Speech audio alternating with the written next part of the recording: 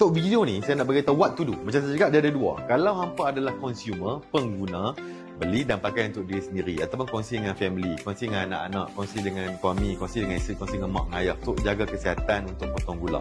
Tapi kalau hampa nak buat jadi super affiliate, apa ada super affiliate? Mari saya nak cerita. So ini adalah setitik super affiliate. So hampa nak kena fokus kat perkataan super dengan affiliate. Affiliate macam biasa, affiliate macam TikTok affiliate, Shopee affiliate. Kan maksudnya kita tolong promote produk. That's all. Hampa tak perlu pegang produk pun. So hampa kena jadi affiliate. Tapi untuk super ni, saya kisah cerita. Tapi what to do? Yang ni je hampa nak kena buat. Yang pertama, dan what to do, dan apa nak kena faham apa yang titik super affiliate ni. Yang pertama adalah apa nak kena buat, simple je, content dan share link ataupun QR. Hampa punya QR. Jadi affiliate kita akan dapat kita punya special link, kan, special link. So, bila hampa buat pembayaran, semua pembayaran dia buat melalui chatbot yang ada AI di WhatsApp. Semua di WhatsApp. Chatbot tu tolong sambut, tolong tanya bila nak bayar, apa semua dia akan buat. So, hampa tak payah gaduh langsung nak pergi tanya dah bayar ke belum. Bukan. Kalau ada orang ni kan link buat konten, katalah ada konten, lepas tu hampa bagi link hampa, QR hampa kat orang. Tak kira lah melalui WhatsApp ke, melalui IG ke, Facebook ke, TikTok ke. Bila hampa bagi link, dia tekan link tu, chatbot akan sambut dan settlekan discussion dengan dia. Dia nak masuk tak masuk tu pulang pada dia. Hampa tak payah nak tekiak. Kan?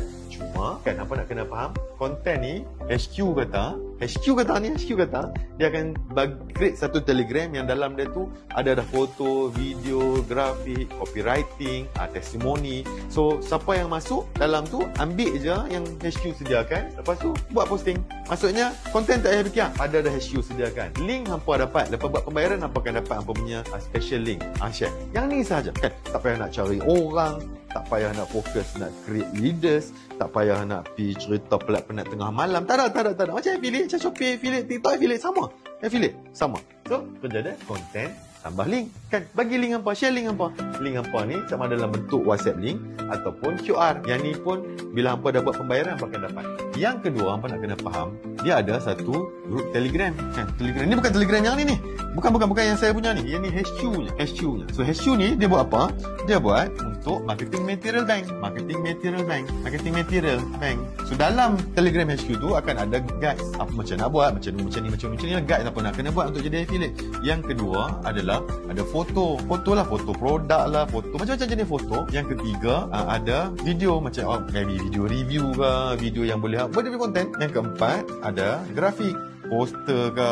Yang kelima ada copywriting. So hampa ambil cuma sekarang ni dikala video ni dia buat, projek ini masih baru. Bila projek ini masih baru, yang ni pun sedang dibina lah, pelan-pelan membina bersama. So hampa bila hampa tengok video ni, hampa kena bagi ruang dekat HQ untuk sama-sama membina pelan.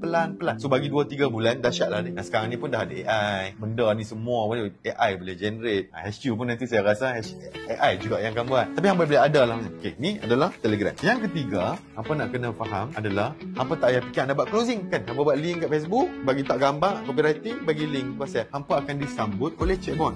Chatbot ni adalah conversation macam orang yang berlaku dalam WhatsApp. Dia semua berlaku dalam WhatsApp. Chatbot akan sambut orang tu. Kan hampa tak payah fikir, tak payah tanya. Chatbot akan buat, chatbot akan follow up, jadi tak jadi. Senang, kerja dia senang chatbot.